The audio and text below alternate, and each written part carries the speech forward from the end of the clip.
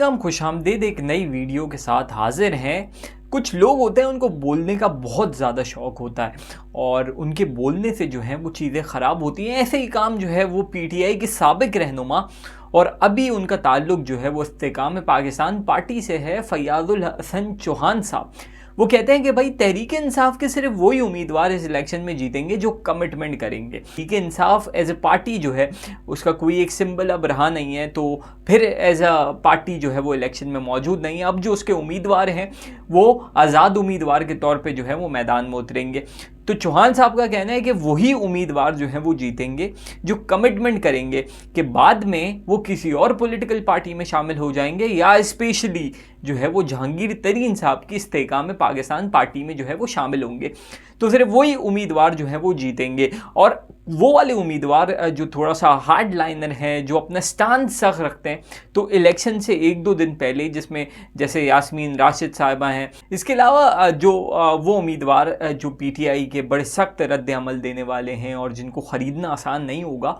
वो लोग इलेक्शन से 1-2 दिन पहले जो है वो नाअहल हो जाएंगे या उनके लिए कोई ऐसी सिचुएशन पैदा हो जाएगी कि वो इलेक्शन में जो है वो हिस्सा ना ले सकें। तो अब उनके इस बयान को अगर देखा जाए तो बहुत सारे सवालात जो हैं वो जन्म लेते हैं। अब इससे क्या है कि इलेक्शन का पूरा प्रोसेस जो है वो एक मुतनाज़ा हैसियत जो है वो इख्तियार कर जाएगा और जितने लोग पाकिस्तान तहरीक इंसाफ के जो लोग वोट दे रहे हैं अभी, और वो दे रहे हैं सिर्फ इसलिए कि यार ये पॉलिटिकली जो है इनकी एफिलिएशन है पाकिस्तान तहरीक इंसाफ से, इमरान खान साहब से, जो है पहले जो है उनको जेल में बंद किया गया, बल्ला लिया गया, और अब अगर ज़ोर ज़बरदस्ती करके उनके उम्मीदवारों को या इलेक्शन से पहले लोगों को बज़्ज़न करने के लिए कि यार लोग वोटिंग प्रोसेस में ही नहीं आए कि यार ये लोग जो उम्मीदवार हैं ये तो बाद में जाके जो है वो किसी और पॉलिटिकल पार्टी से मिल जाएंगे, कहीं से इधर से या उधर से कोई प्रेशर आएगा जिसकी वजह से ये लोग मिल जाएंगे। तो ये पूरा अमल, पूरा प्रोसेस जिस पे अरबों रुपए लगेंगे, पाकिस्तान की बुनियाद जो है वो इस इलेक्शन पे है, क्योंकि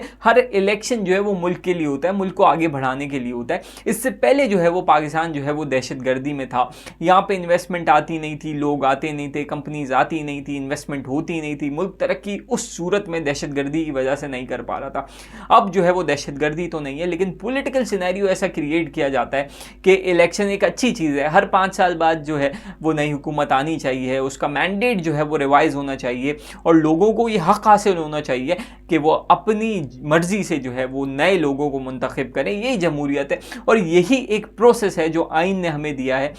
कि जिसमें पार्लिमानी निज़ाम में जो है वो लोगों को इस तरीके से मुंतखब किया जाता है। लेकिन इस अमल में जो लोग इस तरीके की बातें करते हैं उनको ज़रूर जो है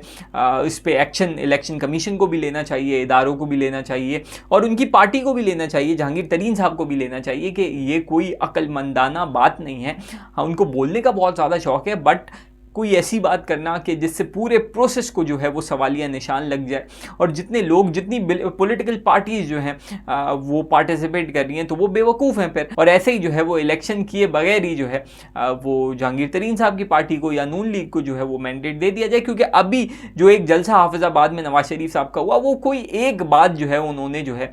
वो कोई रेलिवेंट नहीं करी। ईरान का मसला चल रहा था, उस पर कोई बात नहीं करी, इलेक्शन पर कोई बात नहीं करी, बस यही कि यार जब हम थे तो पाकिस्तान को वो कहाँ लेके चले जाते। 16 महीने की जो हुकूमत शहबाज शरीफ साहब की थी, जो उन्हीं की मर्जी से हुकूमत बनी थी, सारे फैसले बाहर बैठ के वही करते थे। इसहाक डार साहब को उन्होंने ही भेजा था बेड़ा गर्क मईशत का करने के लिए, लेकिन उस पर उन्होंने कोई बात नहीं की और आखिर में जो है उन्होंने एक तरह का जेस्चर दिया, बताया, आखिरी तकरीर जो है वो मरियम नवाज साहिबा से करा के कि ये हैं भाई अपकमिंग प्राइम मिनिस्टर जो हैं वो मैंने आपके लिए मुंतखब कर लिए। तो उनका तो कोई इंटरेस्ट नज़र नहीं आया। तो ये भी स्ट्रैटेजीज होती हैं लोगों की, कुल आप लेट डाउन रखें, लोगों में जो है वो शक व शुबहात हों कि यार इतना बड़ा लीडर नवाज शरीफ जो है इसका कोई इंटरेस्ट नहीं है, कोई मंशूर पे बात नहीं की, कोई ऐसी बात नहीं की जो पता चले कि यार ये पाकिस्तान नहीं बल्कि दुनिया क्या, यार इस पॉलिटिकल लीडर का जो है वो इंटरेस्ट, उनका तो कोई इंटरेस्ट ही नहीं है। और क्योंकि हर जगह गलियों में जाएं, कहीं भी जाएं, हर तरीके से इमरान खान साहब को दबाने की कोशिश की, लेकिन वो दबा नहीं पा रहे। तो अब कोई ना कोई हरबा जो है वो तो इस्तेमाल करना ही है। इसीलिए नवाज शरीफ साहब भी जो हैं वो भी उनकी बॉडी लैंग्वेज उनका साथ नहीं दे रही, और यही वजह है कि चौहान साहब जैसे लोग जो हैं उनको लॉन्च किया गया। पहले ये इमरान खान के तराने नगमे गाते थे और गाड़ियों पे बैठ के जब 9 मई के वाक़यात हो रहे थे उससे पहले भी, तो ये सारे लोग जो हैं वो खान साहब के साथ शामिल थे। लेकिन आज जब बुरा वक्त आया है तो बिल्कुल ही इन्होंने जो है वो गिरगिट की तरह अपना रंग बदलना शुरू कर दिया। तो ऐसे बयानात जो हैं इस पे इनको शटअप कॉल देनी चाहिए। तमाम पॉलिटिकल पार्टीज़ को भी देखना चाहिए, इनकी अपनी पार्टी को भी देखना चाहिए, इलेक्शन कमीशन को भी देखना चाहिए, और हर वो शख्स जो इस इलेक्शन को मुतनाज़ा बनाने की बात करता है उसके ख़िलाफ़ जो है वो तहकीकात भी होना चाहिए कि यार इनको कौन ये चीज़ें कर रहा है और कौन इनको ये कह रहा है कि भाई ऐसा हो जाएगा, ऐसा कैसे हो जाएगा। तो ये प्रोसेस जो है ये बड़ा शफाफ होना चाहिए, ये मुल्क की बेहतरी के लिए होना चाहिए, निज़ाम की बेहतरी के लिए होना चाहिए। इसी में जो है वो मुल्क की और कौम की जो है वो तरक्की है।